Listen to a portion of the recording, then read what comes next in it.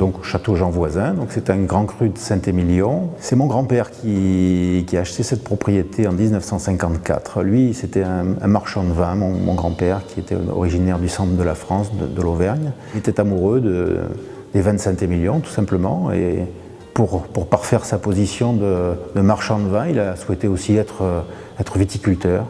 Donc c'est ce qu'il a fait en achetant au départ 8 hectares, mais la propriété maintenant fait 14 hectares.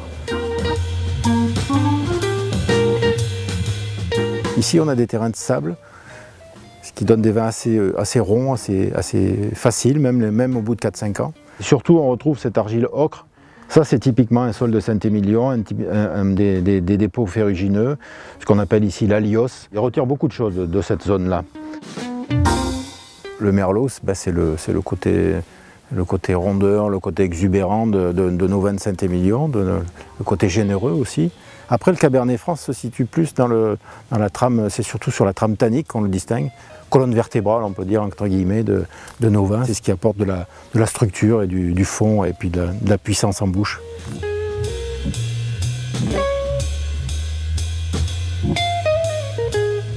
Ici, c'est un cuvier qui est très traditionnel de la région. C'est un cuvier béton avec des cuves qui sont revêtues. Mais ce qui est important à savoir, c'est que ce sont des petites unités. Et ça nous permet de faire ce qu'on appelle du tri parcellaire, c'est-à-dire qu'on peut statistiquement, d'année en année, savoir quelle est la meilleure parcelle, qu'est-ce qu'on doit privilégier dans nos cuvées. Ça, c'est notre boulot et c'est très intéressant, cette part de notre métier.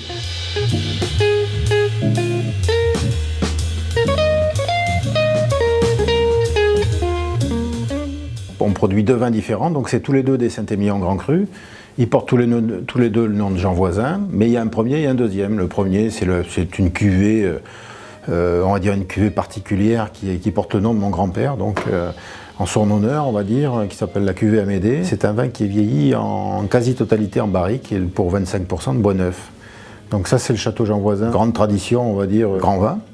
Et ensuite, vous avez donc le deuxième vin qui s'appelle Jean Voisin Fagoué. Je pense que j'ai peut-être apporté une touche féminine au vin sur le second vin du château Jean Voisin qui s'appelle le château Jean Voisin Fagoué, parce qu'il est un peu plus soyeux, un peu plus fruité, un peu plus féminin et qu'on peut boire peut-être plus rapidement parce que la consommation actuelle a changé et maintenant on ouvre davantage de bouteilles plus jeunes.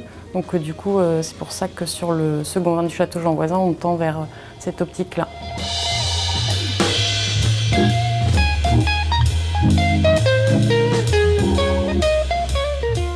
Depuis quelques années, nous avons développé le no-tourisme au château Jean Voisin.